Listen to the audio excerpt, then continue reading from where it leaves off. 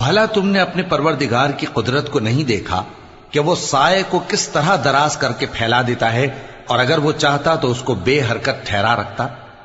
پھر ہم سورج کو اس کا رہنما بنا دیتے ہیں، پھر ہم اس کو آہستہ آہستہ اپنی طرف سمیٹ لیتے ہیں۔ اور وہی تو ہے جس نے رات کو تمہارے لیے پردہ اور نیند کو آرام بنایا